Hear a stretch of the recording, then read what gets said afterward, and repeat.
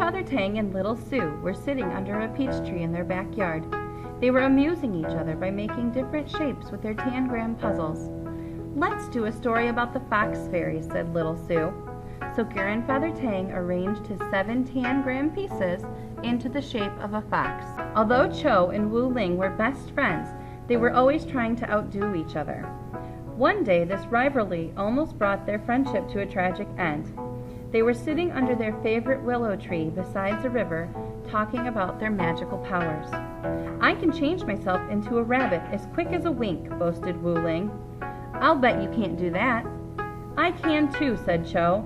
"Cannot," said Wu Ling. Anyway, actions speak louder than words, and he changed himself into a rabbit. "Not bad," said Chow, smoothing his whiskers, "but watch me do better than that." And before Wu Ling could blink, Chow changed himself from a fox to a dog. Now, when Cho changed himself into a dog, he not only looked like a dog, but he felt like a dog, and he acted like a dog. He bared his teeth and lashed his tail. Wu Ling shivered and twitched his nose. "I love rabbits," growled Cho, "and I'm going to get you and gobble you up." The dog edged closer and closer. Wu Ling's eyes grew bigger and bigger. He was too frightened to move at first, but then he thought, "I'll be safe if I can climb up this willow tree." His little puff of a tail grew long and bushy, and his tall ears shrunk as Wu Ling transformed himself into a squirrel. Wu Ling sprang into the willow tree and scrambled up to the top. "Cho will probably turn himself into a cat so he can climb up the tree after me," Wu Ling said to himself. "But he'll never catch me. I'll jump from tree to tree and he won't be able to follow me." Of course, Cho thought about changing himself into a cat. "But that's just what Wu Ling expects me to do," he said to himself. "What can I do to surprise him?" He thought and thought. "I know, I'll swoop down from above." And he turned himself into a hawk. Cho circled round and round in the sky above the willow tree, searching for Wu Ling. Wu Ling peered through the leaves of the tree, looking for Cho on the ground. Round and round Cho circled the willow tree until he spied Wu Ling. "Keek, keek," he shouted as he zoomed down on the squirrel. Wu Ling trembled. Cho's beak looked sharp enough to pierce right through him. "If only I lived in a shell house," he thought. "Then Cho couldn't hurt me." Cho stuck out his fierce claws to seize Wu Ling, but Wu Ling dove toward the river below the willow tree. And as he dove, he tucked in his head and tail and legs and turned green and turned himself into a turtle. Wu Ling climbed up on a mossy rock in the middle of the river. He thought he was safe because he looked as if he were part of the rocks. Cho circled round and round, searching for him, until his sharp eyes spotted the turtle, and he swooped down towards him.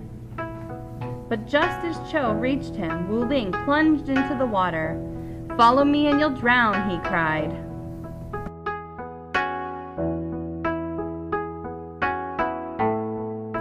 "Don't worry," cried Cho, plunging right behind Wu Ling. His body grew longer and covered with scales, and he whipped the water with his long, wicked tail, and he snapped his spiked-toothed jaws as he turned into a crocodile. Wu Ling circled round and round as he plunged down into the bottom of the river. Cho lashed his wicked tail as he plunged after Wu Ling. Just as they reached the bottom, Cho clamped Wu Ling in his spiked-toothed mouth.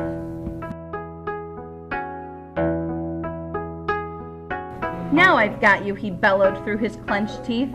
"Oh no, you haven't," cried Wu Ling, who grew smaller and smaller and changed himself from green to gold as he transformed himself into a goldfish. And he swam out of Cho's mouth between his spiked teeth, and then he hid in a patch of cattails. Cho turned the water with his lashing tail, and he charged into the patch after Wu Ling, with his head swinging back and forth, his eyes darting here and there, searching for Wu Ling. Wu Ling knew that Cho would not give up until he found him. "I must fly from here," he thought, and he started to honk as he transformed himself into a goose. Cho charged after him, but Wu Ling spread his wings and took to the air. Cho watched him fly to the small island where a flock of geese were feeding. By now he was not only very angry, but he was also very hungry. He decided that if he could not catch Wu Ling, any goose would make a good dinner. He splashed through the water towards the island until he reached it. "Honk!" cried Wu Ling, and he took to the air. A chorus of honks swelled the air as the flock of geese spread their wings to follow him. While Cho watched, the honking grew fainter and the flock grew smaller, and he felt his anger slowly drain away. "Why, oh why do we play that stupid game?" he moaned.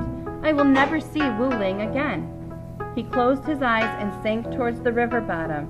Just as he touched it, though, he had an idea, and he popped up again, a goose himself. "I'm so tired of our silly game," he cried. "Come back with me to our willow tree." Wu Ling and Chow returned to their fox shapes.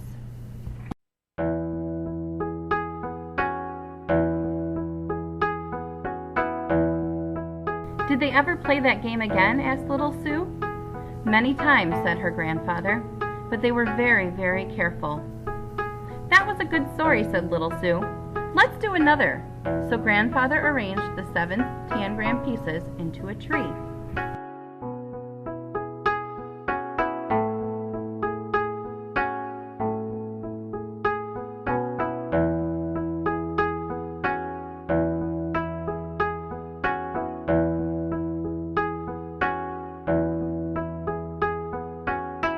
"Is that a little girl?" he asked. "Yes," said little Sue, "just like me. She'll sit and rest beside the man. That will make him very happy," said Grandfather Tang. "And now, little Sue, what will we do?" "We'll sit and rest together until Mother calls us for supper," said little Sue. "And that will make me very happy," said her grandfather.